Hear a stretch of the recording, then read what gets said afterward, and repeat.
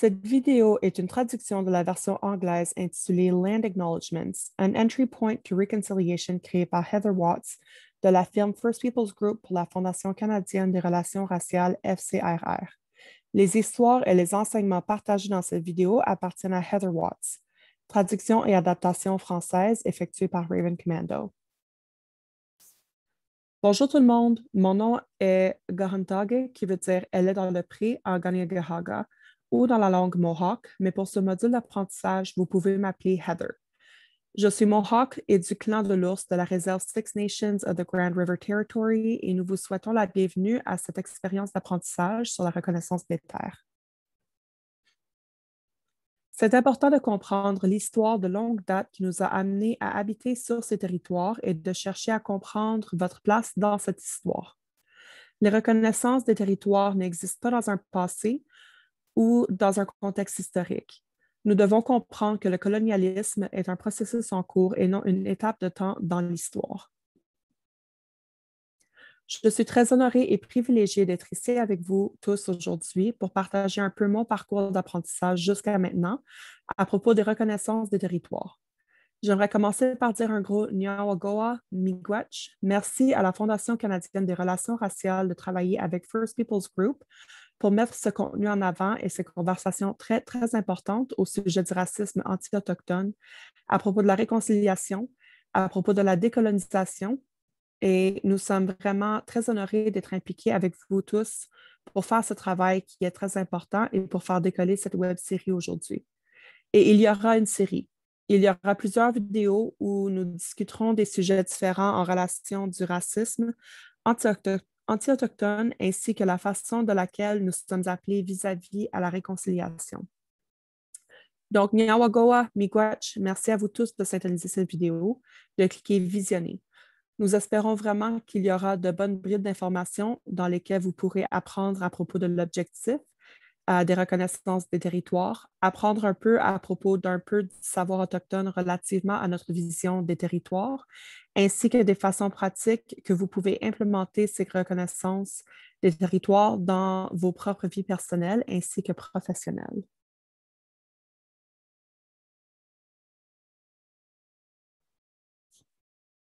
Pour la table des matières d'aujourd'hui, nous allons commencer avec une explication de contexte pour savoir qu'est-ce que sont les reconnaissances des territoires. Nous allons passer du temps à parler à propos du passé, parler à propos d'avant le premier contact. Nous allons parler de l'histoire de la femme du ciel, qui est une histoire que je vais offrir aujourd'hui en guise d'encadrement, car ça fait relation à la vision autochtone du monde. Et cette histoire vient de ma nation, les Haudenosaunee. Nous allons parler aussi un peu des traités aujourd'hui. Ensuite, nous allons voir comment développer une reconnaissance du territoire. Pendant cette portion du webinaire, nous allons parler de certaines considérations ainsi que de processus. Nous n'allons pas nécessairement offrir un modèle descriptif dans lequel vous pourriez simplement insérer votre propre information, puisque nous essayons vraiment de transmettre que les reconnaissances des territoires devraient être de valeur. Ça devrait être personnel. Donc, nous allons vous offrir des questions auxquelles penser en termes de processus. Comment vous développez une reconnaissance des territoires, ainsi que certaines considérations en termes de ce qui est vraiment important de tenir compte en construisant cette reconnaissance des territoires. Finalement, nous allons nous diriger vers vous laisser faire du travail vous-même. Nous allons vous donner des ressources pour que vous soyez tous capables d'utiliser ces outils vous-même dans votre propre temps.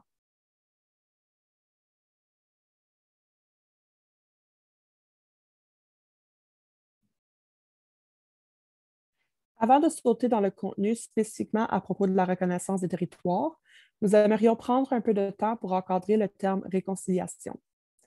La réconciliation est un terme, est une préface, est un engagement qui est utilisé tellement grandement à travers le Canada en ce moment, et nous savons que pour certaines personnes, c'est un peu une question. Qu'est-ce que ça veut dire? Qu'est-ce qu'est la réconciliation? Comment suis-je impliqué dans la réconciliation et où est ma place parmi tout ça? Nous aimerions vraiment soutenir que la réconciliation n'est pas uniquement à propos des relations de personne à personne. La réconciliation est à propos de l'engagement aux relations. Lorsque nous parlons des engagements aux relations, c'est à propos de la relation avec vous-même, vos relations avec d'autres êtres humains, votre relation avec les terres et votre relation avec d'autres êtres aussi. À ce propos, nous pourrions parler de plantes à propos d'autres animaux. Nous pourrions parler à propos de l'eau aussi. Lorsque nous parlons à propos de l'engagement aux relations, deux choses que nous devrions toujours vraiment essayer de tenir compte sont quelles sont ces opportunités dans lesquelles nous pouvons nous rassembler et venir ensemble, harmoniser, ou nous pouvons dire, sais-tu quoi? Nous sommes plus similaires que différents. Je viens peut-être de cette religion ou de cette croyance spirituelle. Tu viens peut-être de quelconque religion ou croyance spirituelle, mais quels sont les points de croisée qui sont similaires et connectés entre ces deux? C'est aussi très important de tenir compte qu'il y a possiblement des points de tension. Nous savons que parfois, venir d'avenues de vie différentes, différentes visions du monde, de différents points d'orientation, qu'il y aura des moments dans lesquels nous réaliserons que nous ne nous entendrons simplement pas à certains sujets. Où est l'origine de ceci? Où est-ce que ça vient? De tenir compte qu'il est possible que deux choses soient vraies en même temps. Je pense que c'est vraiment un concept clé qui est très important, qu'il peut y avoir de multiples vérités et pas nécessairement une vérité absolue universelle. Donc, lorsque nous regardons la réconciliation spécifiquement avec soi-même, quelque chose qui est vraiment important de prendre un moment pour réfléchir à soi-même et à nos propres identités. Pensez à qui vous êtes en tant que personne, de quoi se composent mes identités. Et ceci peut inclure des choses telles que votre dynamique familiale, votre âge, vos croyances, votre race, vos habiletés, votre orientation sexuelle, votre première langue, etc. Puis pensez à comment ces identités différentes influencent la façon de laquelle je marche parmi le monde. Ce sont des considérations très importantes et des réflexions que nous devons faire pour devenir réfléchis plutôt que simplement réfléchissants. Être réfléchi est à propos de se demander comment pouvons-nous changer, comment pouvons-nous bouger de façon différente, comment pouvons-nous prendre de la nouvelle information et l'incorporer dans la façon de laquelle nous allons nous comporter en tant qu'humains. Dans ce processus d'être engagé dans une relation avec soi-même, nous devons vraiment tenir compte que nous avons des préjugés basés sur nos expériences d'apprentissage et sur nos expériences de vie. Il faut se demander, quelles sont ces choses que j'ai apprises? D'où viennent-elles? Où sont leurs racines? Y a-t-il du désapprentissage qui a besoin de se passer? Y a-t-il du réapprentissage qui a besoin de se produire? Y a-t-il des moments dans lesquels je dois vraiment prendre du recul, écouter et connecter avec autrui? Ceci nous mène vers notre deuxième point, qui est que la réconciliation est un engagement aux relations avec les autres, avec d'autres humains. J'avais mentionné tout à l'heure les opportunités d'harmoniser les points de tension possibles. Je pense que quelque chose de très important à reconnaître et réaliser ici est que oui, nous venons tous de contextes différents, d'avenues de vie différentes. Et pendant que quelqu'un sur papier pourrait avoir des identités très similaires aux nôtres, que ça ne veut pas nécessairement dire que leur orientation dans le monde est similaire à la vôtre. Je vous invite à sortir de votre zone de confort, de connecter avec des gens qui viennent d'avenues de vie différentes et de tomber dans le confort d'être avec des personnes qui vont peut-être confirmer vos préjugés. Comment est-ce qu'on sort de notre zone de confort pour élargir notre vision de ce que ça veut dire d'exister ici au Canada ou sur l'île de la Tortue? Notre prochain point est à propos de la réconciliation en termes de relation avec la Terre. Je pense que quelque chose qui est très important ici est, un, de comprendre que d'un contexte autochtone, et quand je dis autochtone, je l'utilise au pluriel car il y a tellement de diversité à travers les communautés autochtones et nations à travers le Canada. C'est vraiment important de comprendre quelle est la vision du monde vis-à-vis comment nos terres sont vues, comment elles sont valorisées d'une perspective autochtone ici sur ces terres. La raison pour laquelle c'est tellement important est que vous allez trouver, et nous en parlerons un peu plus tard, que ça va plus loin que juste utiliser les territoires en tant que ressources pour le développement. Ça va plus loin que d'utiliser les territoires à but récréatif. Donc, c'est très important de comprendre que les points de vue historiques et contemporains à propos des territoires autochtones, sur les territoires autochtones, et de vraiment réfléchir à propos de vos, à- de vraiment réfléchir à vos propres interactions avec les territoires. Oh, c'est difficile. Comment est-ce que vous en prenez soin? Comment est-ce que vous vous comportez comme intendant des terres? Comment êtes-vous en relation avec la terre aussi? Puis finalement, les autres êtres. Donc, ceci pourrait inclure, mais n'est pas limité par les plantes, les animaux, l'eau aussi. En ce qui concerne notre relation réconciliatoire, quel est notre impact? Comment est-ce que nous redonnons? Comment est-ce que nous remercions? Comment sommes-nous en relation avec ces êtres?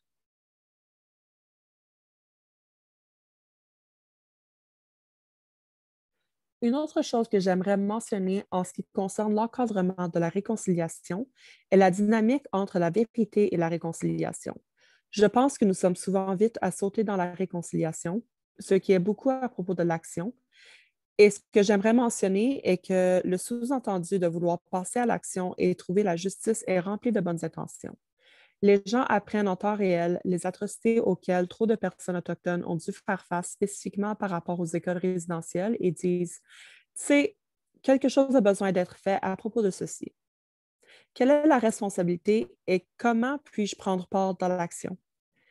Il y a tellement de positifs et de bonnes intentions que je pense qu'il est très important que nous comprenions que nos actions ont besoin de réfléchir la vérité que nous obtenons. Nous ne voyons pas la vérité et la réconciliation comme un trajet linéaire, mais plutôt comme une relation cyclicale. Lorsque nous obtenons de la vérité, ça devrait avoir un impact sur nos actions. Ensuite, il faut réfléchir un peu sur cette action. Comment a-t-elle été accueillie par autrui? Comment est-ce que je me sens vis-à-vis de cette action après m'y être engagée? Et ensuite, peut-être que j'ai besoin de m'ajuster. Peut-être que j'ai besoin d'écouter un peu plus.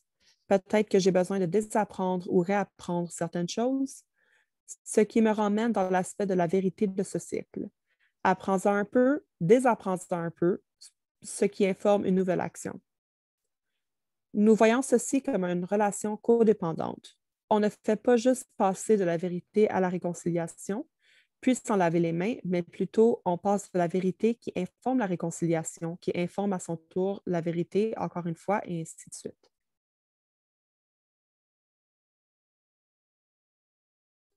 Maintenant, nous passons à notre sujet pour aujourd'hui, qui est la reconnaissance des territoires. Donc, pour commencer, j'aimerais vous donner un peu de contexte sur qu'est-ce que sont les reconnaissances des territoires. Comme décrit sur l'écran, les reconnaissances des territoires sont une façon honnête et une façon historique véridique de reconnaître les Premières Nations, Métis ou Inuits d'un territoire. La raison pour laquelle les reconnaissances des terres sont tellement nécessaires est que c'est la toute première étape pour honorer les premiers peuples qui étaient les occupants originaux d'un territoire. Elle nous aide à respecter et reconnaître les croyances inhérentes à la parenté des peuples autochtones quand ça vient aux terres, spécialement quand ça vient au fait que les croyances ont été restreintes pendant tellement longtemps. À un certain temps pendant l'histoire canadienne, c'était contre la loi pour les personnes autochtones de pratiquer nos cérémonies traditionnelles. Donc, en reconnaissant les gardiens traditionnels d'un territoire, on tient compte de l'histoire et de la dédication à vouloir en apprendre plus au sujet de ces personnes. Maintenant, nous allons passer au partage d'une histoire de création avec pour but de centrer sur le savoir autochtone et la vision mondiale autochtone. Cette histoire spécifique vient d'un contexte Haudenosaunee.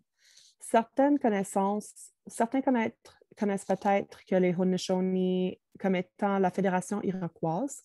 Cette histoire ne représente pas du tout toutes les nations ou communautés autochtones, mais c'est plutôt une histoire sur laquelle nous allons nous concentrer aujourd'hui.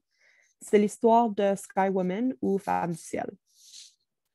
Certains d'entre vous auront peut-être déjà entendu le terme de l'île de la tortue. Je vais vous lire un extrait de texte écrit par Dr. Robin Wall Kimmerer intitulé Braiding Sweetgrass, qui se traduit à tressage de foin d'odeur, où elle décrit l'histoire de la femme ciel avec l'histoire de la création. Elle tomba comme une graine d'érable, pirouettant sur une brise d'automne. Une colonne de lumière apparut d'un trou dans le mur du ciel, marquant son chemin où seulement la noirceur était avant. Il lui prit longtemps à tomber, de peur ou peut-être d'espoir, ballot serré dans sa main. Ballottant vers le bas, elle ne vit que l'eau sombre au bas. Mais dans ce vide, il y avait plusieurs paires d'yeux observant l'éclat soudain de lumière. Ils y virent un tout petit objet, un grain de poussière dans de la colonne lumineuse. Comme il approchait, les yeux purent voir que c'était une femme. Les bras étendus, longs cheveux noirs chutant derrière elle. Elle tomba en spirale vers eux. Les oies se levèrent vers elle et émergèrent de l'eau de façon à former de la musique. Elle sentit le rythme de leurs ailes pendant qu'elle volait sous elle pour amortir sa chute. Loin de la seule maison qu'elle n'ait jamais connue, elle perdit le souffle en sentant l'accolade chaleureuse des ailes qui l'accueillirent pour guider sa descente. Et puis ce ne fut que le début. Les oies ne pouvaient pas tenir la femme par-dessus l'eau pour beaucoup plus longtemps. Donc elles appelèrent conseil pour décider quoi faire. Se reposant sur leurs ailes, elle les vit se rassembler. Castors, poissons, de toutes sortes, une grosse tortue flotta vers eux et offrit son dos pour qu'elle se repose avec grâce. Elle marcha légèrement des ailes des oies jusque sur le dôme de sa carapace. Les autres comprirent qu'elle avait besoin de terre pour sa maison et discutèrent de ce qui serait la meilleure option pour subvenir à ses besoins. Les plongeurs d'eau profonde avaient entendu parler de boue dans le fond de l'eau et décidèrent de plonger dans le fond de l'eau pour lui en emmener. Le huard plongea en premier, mais la distance était trop grande pour lui, donc après un temps, il émergea avec rien en preuve de ses efforts. Un par un, les autres animaux offrèrent d'aider.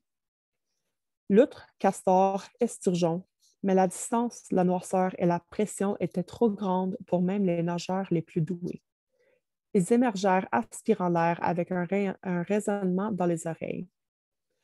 Il y en a même qui ne retournèrent jamais. Bientôt, il ne restait qu'un petit remusqué, le nageur le plus faible du groupe. Il se porta bénévole pour descendre, pendant que les autres le regardèrent de façon douteuse. Ses petites jambes pataugeaient pendant qu'il faisait sa descente, puis il resta parti pendant longtemps. Ils attendèrent et attendèrent pendant longtemps, s'inquiétant du pire. Éventuellement, une colonne de bulles apparut avec le petit corps mou du rat musqué. Il avait donné sa vie pour aider cette humaine impuissante. Mais les autres remarquèrent que sa toute petite patte était bien serrée. Puis quand ils l'ouvrirent, ils s'aperçurent qu'il avait une toute petite poignée de boue. La tortue dit « Mets-la sur mon dos et je vais la tenir. » Fantiel se pencha et étendit la boue sur la carapace de la tortue avec sa main. Elle était émue par la générosité des animaux. Elle chanta en remerciement et se mit à danser. Ses pieds caressant la terre grandit et grandit encore pendant qu'elle dansait son remerciement, commençant avec le tout petit point de boue jusqu'à ce que la terre au complet soit formée. Pas simplement à cause de la femme ciel, mais avec l'alchimie des cadeaux des animaux combinés avec sa gratitude. Ensemble, ils formèrent ce que nous connaissons comme étant l'île de la Tortue, notre maison. Comme n'importe quel bon invité, Femme Ciel n'était pas arrivée les mains vides. Son petit ballot était toujours bien dans sa main. Lorsqu'elle est tombée du ciel, elle a étendu le bras et a attrapé l'arbre de la vie qui y poussait.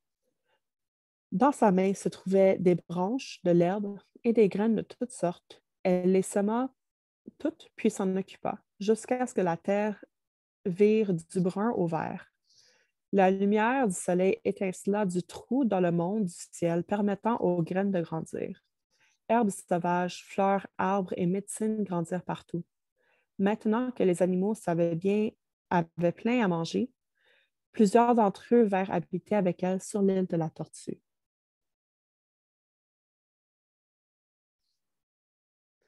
C'est vraiment très important de centrer ce genre de savoir autochtone pour que nous puissions vraiment comprendre ce qu'est une vision du monde d'un contexte autochtone. Quelque chose à prendre de cette histoire, l'une des choses desquelles nos aînés nous parlent en termes de création est que les humains ne sont pas le point de départ de la création. Nous sommes souvent référés comme étant les frères les plus jeunes de la création. Ce que nous pouvons voir ici, ce que Dr. Kimmerer a fait, était de caractériser la femme ciel comme étant une humaine impuissante, qui devait se fier sur les éléments et sur les animaux qui l'ont aidée et qui ont amorci sa chute du ciel.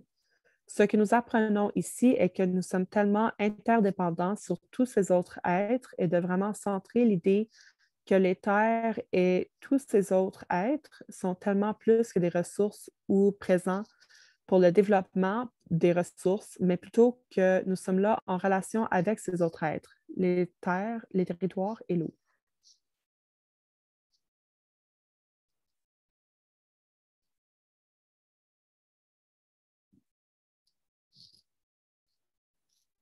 Ensuite, nous voulons vous parler des communautés autochtones et nations pré-contact. Donc, ici, nous parlons d'avant l'arrivée des Européens ou nations colonisatrices.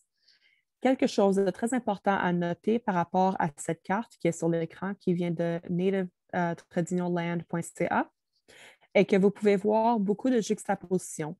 Certaines de ces couleurs sont juxtaposées par-dessus d'autres couleurs qui sont identifiées avec des nations et communautés.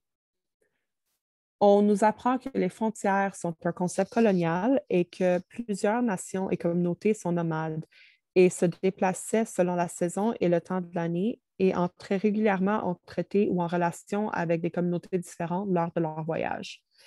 Et ils déterminaient comment ils allaient coexister de façon harmonieuse malgré les différences de langage, différents systèmes de chasse, différentes croyances, différents systèmes gouvernementaux, mais en trouvant tout de même des façons de coexister et s'occuper des terres, des eaux et des autres êtres sur ce territoire.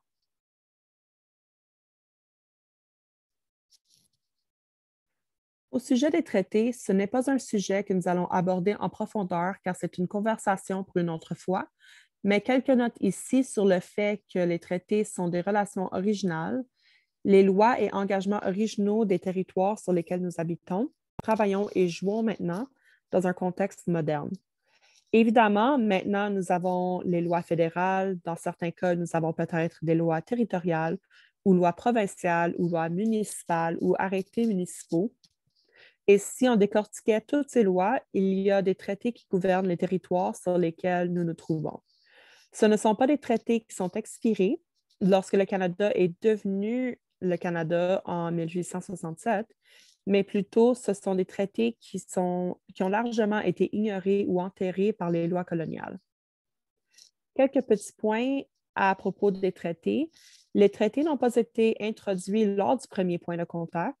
Les traités étaient déjà quelque chose que nous pratiquions et qui était déjà présent avant le premier contact. Si une communauté déménageait à un nouveau territoire pour une meilleure chasse ou de meilleures pratiques de chasse, peut-être de façon saisonnière, ils entraient probablement en traité avec les nations avoisinantes qui existaient déjà. Les traités sont de façon fondamentale une preuve de relation. Ce que nous voyons ici sur l'écran, sur le côté gauche, est le wampum à deux voix, qui est le traité original négocié entre les Haudenosaunee et les Néerlandais dans les années 1400. Ces traités sont aussi preuve que les premiers colonisateurs négociant avec les communautés autochtones sur une base de nation à nation.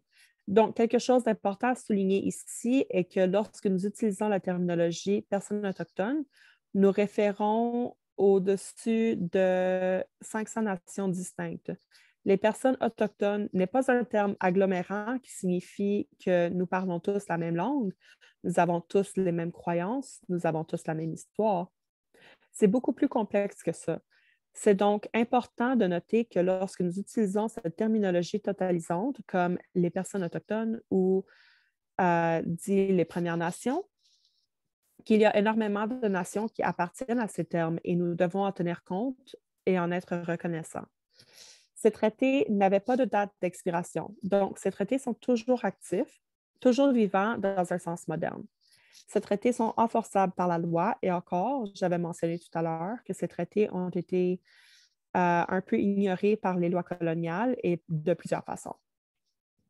Lorsque nous pensons à propos de la façon dont nous vivons, nous travaillons et jouons sur ces territoires, pensons à comment nous nous comportons par rapport aux responsabilités de traiter. Comment est-ce que nous apprenons à propos de ce qui se trouve dans ces traités originaux en termes d'accords? Comment est-ce qu'on peut partager les territoires? Comment est-ce que nous pouvons partager et s'occuper des eaux? comment est-ce que nous nous occupons et partageons des animaux qui se trouvent sur ce territoire et qui coexistent avec nous. Apprendre à propos de ces ententes différentes et ces relations originales nous donne un aperçu sur la façon de laquelle les personnes originales se comportaient et ça devrait nous signaler comment nous devrions aussi nous comporter pendant que nous sommes sur ces territoires. Laissez-nous nous appuyer dans l'épanouissance des responsabilités des traités plutôt que de penser à s'impliquer dans la réconciliation d'un point de vue de secourisme. Penser à propos des communautés autochtones d'un point de vue de déficit, c'est un état d'esprit duquel nous devrions nous éloigner, car avec ça, nous pensons aux personnes autochtones comme étant moins qu'eux, qui a tellement de racines coloniales desquelles nous aimerions nous éloigner et ne pas retourner. Donc, laissons-nous nous appuyer dans le point de vue des responsabilités des traités.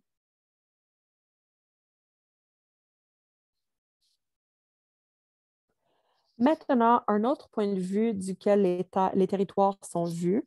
Voici une citation de Dr. Susan Hill, qui est Mohawk des Six Nations of the Grand River Territory, et son texte The Clay We Are Made of, ou traduit doucement à l'argile de laquelle nous sommes formés.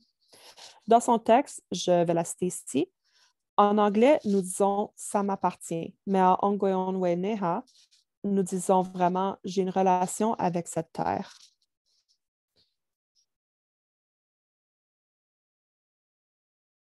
Donc, ce à quoi elle fait référence est qu'en anglais ou en français dans notre cas, nous sommes portés à dire ces terres m'appartiennent. Je suis propriétaire de ces terres. Mais en langue Ongoyonweneha ou dans les langues Haudenosaunee, le plus que nous pouvons nous rapprocher de cette traduction est de dire que j'ai une relation avec ceci. Je pense que quelque chose qui est tellement intéressant et qui me fascine toujours est que quand nous parlons de nos langues traditionnelles, que ce soit des langues autochtones traditionnelles ou des langues qui proviennent d'autres parties du monde, ça nous laisse voir le monde à travers les yeux de nos ancêtres. Donc, ce que nous apprenons de nos ancêtres est que nous ne pouvions pas dire que ces territoires nous appartenaient. C'est un concept forain qui ne faisait pas de sens pour nous.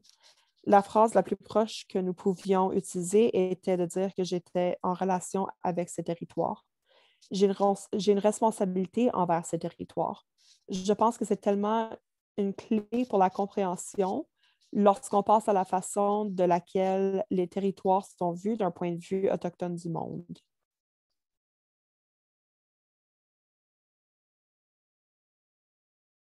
Sautons maintenant dans le processus impliqué dans la création d'une reconnaissance des territoires. Voici des considérations et des questions que nous devrions nous poser avant de sauter à pieds joints dans la création d'une reconnaissance de territoire. Pourquoi est-ce que je fais une reconnaissance des territoires? Est-ce que c'est pour me mettre un crochet dans une boîte? Est-ce que c'est pour créer de meilleures relations avec les communautés autochtones?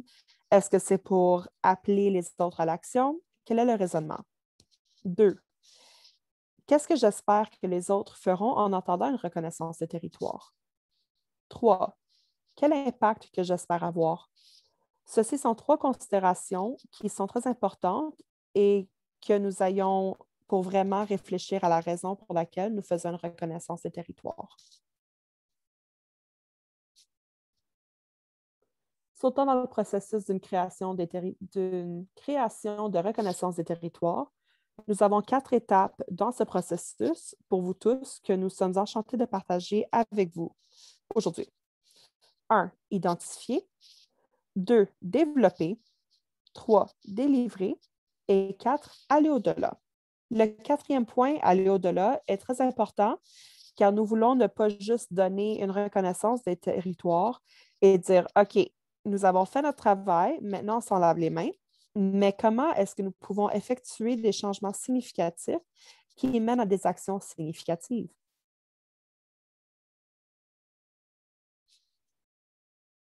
Étape 1, identifier. Voici une série de questions auxquelles vous pouvez réfléchir lorsque vous êtes en train d'identifier le territoire traditionnel sur lequel vous vous trouvez. Quelle est l'histoire du territoire sur lequel vous habitez? Et comment en êtes-vous bénéficiaire? 2. Qui sont les gardiens traditionnels de ce territoire? 3. Comment s'appelait ou s'appelle-t-il? Nous avons un petit passé-présent ici, car dans certains cas, il y a peut-être des nations qui ont été complètement éradiquées par le colonialisme ou par la violence, mais dans plusieurs cas, ces nations sont toujours parmi nous aujourd'hui. 4. Comment est-ce que vous vous êtes retrouvés ici? Quel est votre trajet ou le trajet de votre famille pour se retrouver sur ces territoires? 5. Quelle est votre relation avec ce territoire? Et 6. Quels sont les impacts du colonialisme ici? Il est important de noter que vous n'allez pas passer à travers toutes ces questions et y répondre dans votre reconnaissance du territoire. C'est plutôt un morceau de conscience. Identifions, devenons familiers avec l'histoire du territoire sur lequel nous nous trouvons.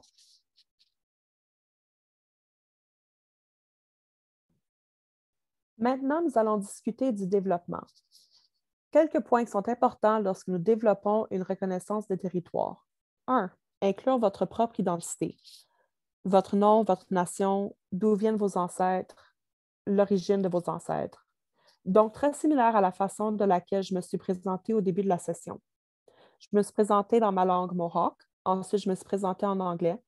J'ai nommé que je viens des nations Mohawk et Anishinaabe et que je viens de Six Nations of the Grand River Territory. Donc, évidemment, si vous êtes quelqu'un qui n'est pas originaire de ce territoire, ça va être un peu différent, mais c'est tout de même très important de vous localiser dans votre position. 2. Un autre point à développer est de nommer les nations autochtones qui sont les résidents originaux du territoire sur lequel vous vous trouvez. Dans certains cas, ça ne pourrait être qu'une seule nation, mais dans d'autres cas, ça pourrait vouloir dire plusieurs nations, communautés. Quelque chose que je mentionnerais qui est très important est de faire vos recherches par rapport à la prononciation. Donc, je vais insérer une petite anecdote ici. J'étais en train de présenter une session à une conférence il n'y a pas très longtemps et je n'étais pas responsable de la reconnaissance des territoires. L'organisation était responsable de faire la reconnaissance des territoires et ils m'ont envoyé une demande de réunion car ils voulaient pratiquer leur prononciation avec moi et s'assurer qu'ils l'avaient comme il faut pendant qu'ils nommaient les Haudenosaunee spécifiquement. J'ai trouvé cette pratique tellement respectueuse et valorisante que quelqu'un ait pris le temps de dire je veux vraiment m'assurer de bien faire ça, je veux m'assurer que ce soit respectueux et que je représente bien notre organisation lorsque je paie hommage à cette confédération autochtone et cette nation spécifiquement. Donc, si vous n'êtes pas certain d'une prononciation, faites un peu de recherche. Parfois, même moi, en tant que personne de Première Nation, dois faire cette recherche. Je regarde des TED Talks ou sur YouTube où je cherche pour des présentateurs de ces nations pour les écouter se nommer et pour apprendre la prononciation. 3. Nommez les territoires qui vont avec votre territoire. Il y a toujours l'opportunité de faire des recherches plus approfondies sur ces ententes originales qui gouvernaient le territoire sur lequel vous offrez une reconnaissance des territoires. 4. Rendez ça personnel. Ici, c'est un endroit dans lequel vous avez l'opportunité d'être créatif. Appelez les autres à faire pareil. Ça pourrait ressembler à cette liste ici, mais ça va bien au-delà de cette liste. Ce ne sont que des idées que nous vous apportons. Alors, vous pouvez partager votre propre réflexion sur l'histoire canadienne par rapport aux personnes autochtones. Où êtes-vous mentalement à ce propos? À quoi pensez-vous? Y a-t-il quelque chose sur les nouvelles qui vous ont vraiment frappé récemment? Partagez une réflexion avec les autres pendant votre reconnaissance des territoires. Une autre idée serait de partager un livre que vous lisez qui est écrit par un auteur autochtone. Vous pourriez dire, je lis présentement Braiding Sweetgrass et il y a cette partie qui m'a vraiment émue ou cette partie qui est tellement impressionnante ou qui m'a ouvert l'esprit à cette idée. J'encouragerais vraiment les autres à indigéniser leur bibliothèque à la maison. Partagez une citation qui vous a touché. Ça pourrait être une citation d'un livre, ça pourrait être une citation d'une entrevue que vous avez entendue, ça pourrait être une citation d'une chanson ou un poème écrit par une personne autochtone. Finalement, partagez une anecdote ou un souvenir par rapport en remerciement des territoires. Donc, vous pourriez penser à votre jeunesse en jouant ou en interagissant avec les territoires. Vous pourriez remercier tout le confort que ces terres vous ont rendu. 5. Appelez les autres à faire pareil. Appeler les autres à mettre pied dans leur propre trajet de réconciliation en les engageant dans ce genre d'action. Je pense qu'il est important de tenir compte que lorsque nous parlons de réconciliation, les gens ont tendance à penser à un changement immense ou des réconciliations immenses telles que des changements de politique, des changements systémiques, des changements de procédure qui sont tous très, très importants et ce sont des choses auxquelles je référerais comme étant des macro-réconciliations.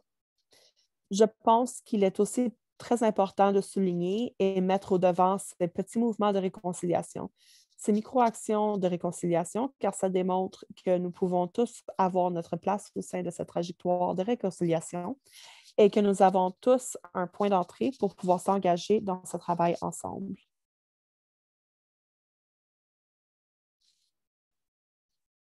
J'aimerais offrir cette ressource pour que les gens puissent commencer à travailler sur leur propre reconnaissance des territoires. Nous savons aujourd'hui, en se connectant de façon virtuelle pour raisons professionnelles ou pour son apprentissage personnel, nativetradignoland.ca est une ressource excellente pour pouvoir commencer son trajet d'apprentissage personnel.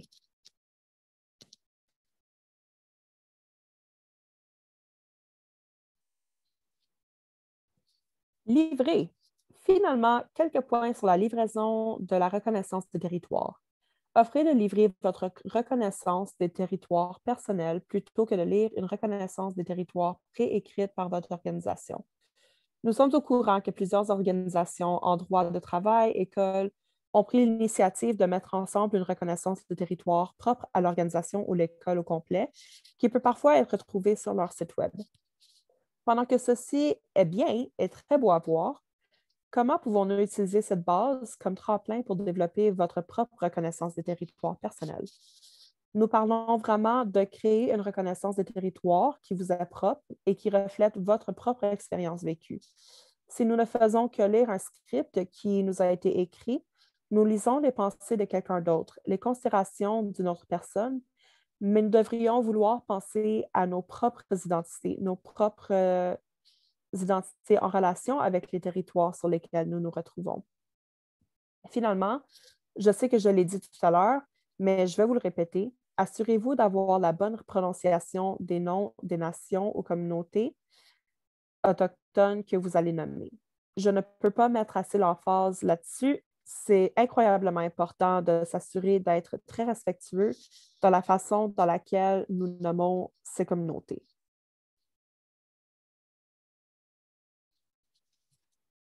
Finalement, au sujet d'aller au-delà.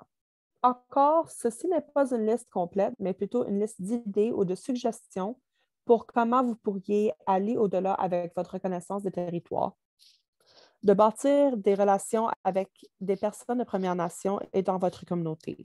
Un endroit excellent dans lequel vous pourriez apprendre à propos des communautés de votre région est au Centre de l'amitié. Nous encourageons tout le monde de s'informer auprès d'eux des façons desquelles ils peuvent appuyer, s'engager et apprendre plus à travers des centres d'amitié. Ensuite, inclure les personnes autochtones dans les discussions à propos des races et sur l'égalité.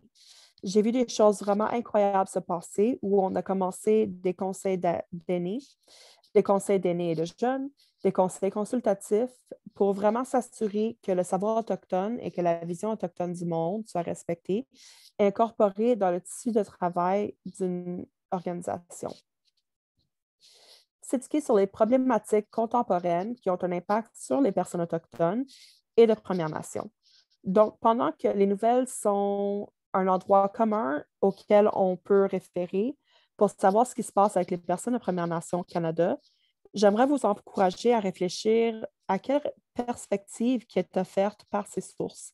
Peut-être que de se tourner vers APTN, qui est le poste de télévision autochtone, et de regarder les nouvelles de cette nouvelle perspective pourrait être quelque chose d'intéressant.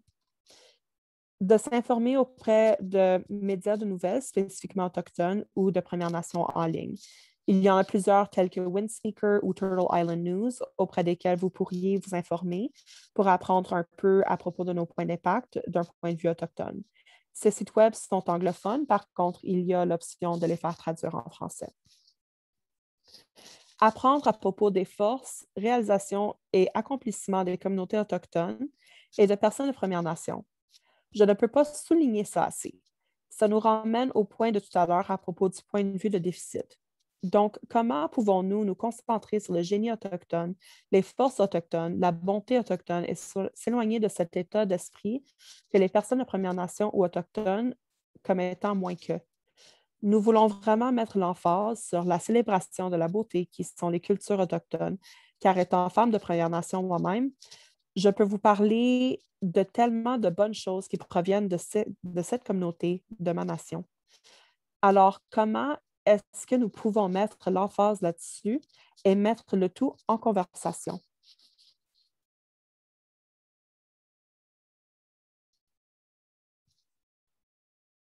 J'aimerais partager avec vous l'importance d'avoir des relations authentiques avec les personnes autochtones lorsqu'on leur demande pour leur assistance, avec une reconnaissance des territoires ou lorsqu'on prend la responsabilité de créer une reconnaissance des territoires soi-même.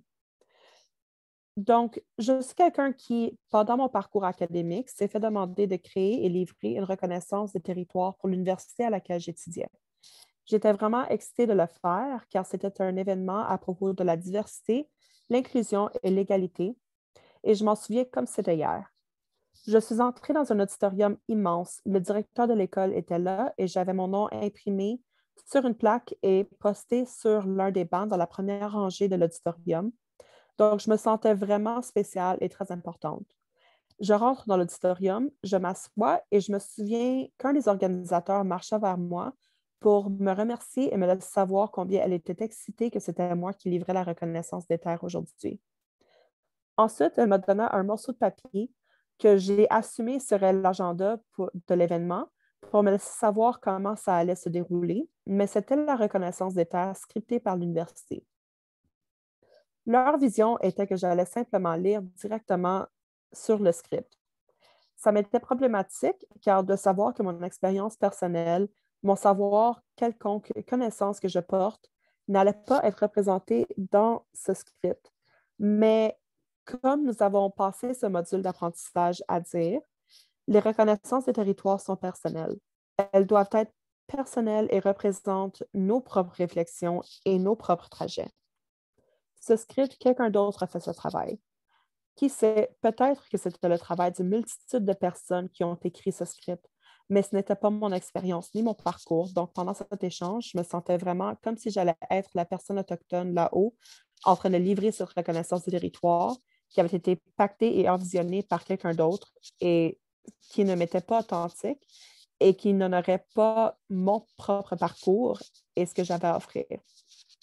Alors, c'était juste une dernière petite anecdote pour illustrer l'importance d'être authentique et de permettre aux personnes autochtones de conter leur propre histoire et d'une perspective alloctone, de se placer dans ce rôle, de conter notre propre histoire et parcours quand ça vient à offrir notre reconnaissance des territoires. Maintenant, c'est à votre tour. Je vous lance la balle pour que vous vous pratiquiez. Rendez-vous à nativetradignoland.ca comme ressource et il y a plusieurs autres ressources auxquelles vous pourriez vous référer pour pouvoir commencer à passer à travers ces 4 étapes. Identifier, développer, livrer et aller au-delà. Je vous encourage vraiment de vous lancer dans le travail, vous relever les manches et de l'essayer pour vous-même. J'aimerais vous lancer un gros Niawagoa, Miigwech. Merci à tous d'avoir syntonisé cette vidéo, d'être venus sur ce parcours d'apprentissage avec nous et j'aimerais remercier la Fondation des relations raciales d'avoir animé l'espace et d'avoir permis à cette conversation de prendre place. Nous serons de retour dans quelques mois avec une nouvelle installation dans cette web-série. Encore, mon nom est Heather Watts. Je viens de First Peoples Group. Niawagoa. Merci beaucoup.